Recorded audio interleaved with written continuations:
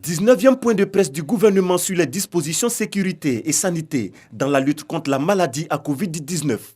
La Côte d'Ivoire a franchi la barre des 500 cas de malades en un mois.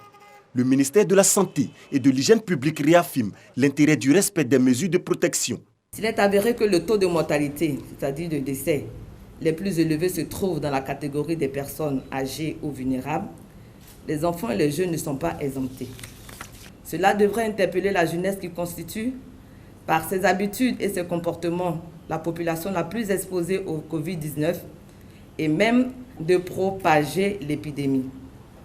Il est possible d'éviter la maladie en faisant le bon choix, le choix responsable et citoyen, le choix de préserver sa propre vie et celle des autres en adhérant aux mesures barrières efficaces en vigueur. Au plan de la sécurité, hommage est rendu aux forces de l'ordre pour leur vigilance dans l'application des consignes en vigueur.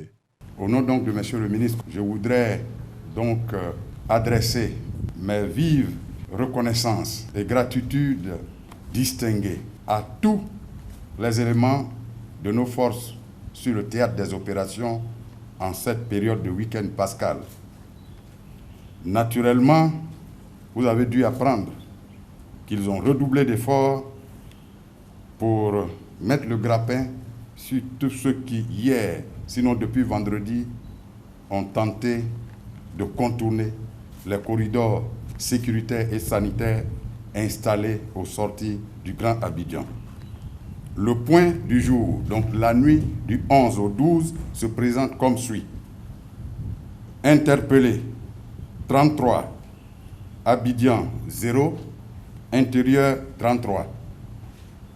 Personnes assistées pendant donc le couvre-feu, 21 personnes, dont 10 à Abidjan et 11 à l'intérieur du pays. 17 donc pour urgence sanitaire et 4 pour assistance à entreprises dont les activités sont nécessaires à la continuité du service public. Au titre des engins mis en fourrière, nous dénombrons 6. 0 à Abidjan, 6 à l'intérieur du pays, 2 véhicules et 4 motos. Au niveau des corps enlevés, nous avons donc 2 corps à Yopougon et à Makori, déposés donc dans les différentes morgues.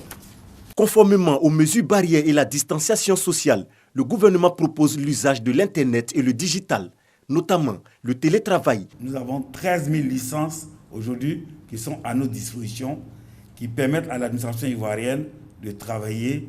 Alors l'outil de Microsoft qui est à notre disposition s'appelle donc Microsoft Teams. Et cet outil permet les échanges de messagerie électronique professionnelle à travers l'outil que certains connaissent, Outlook. Il y a des outils donc d'audio et de conférences donc qu'on appelle le Teams. Il y a tous les outils de bureautique Office qui sont bien connus, qui sont des outils auxquels les Ivoiriens sont accoutumés, ils les utilisent tous les jours. À l'aide donc de ce dispositif, les échanges de données sont possibles et ces échanges de données sont garantis en toute confidentialité. Ainsi, plus de 10 000 utilisateurs peuvent concomitamment, simultanément, utiliser ces outils à travers la solution eGov dans toute l'administration ivoirienne. L'Internet et le digital, des outils pour permettre de travailler à distance et sans contact physique avec autrui. Une solution afin de contribuer à briser la chaîne de contamination de la pandémie du coronavirus.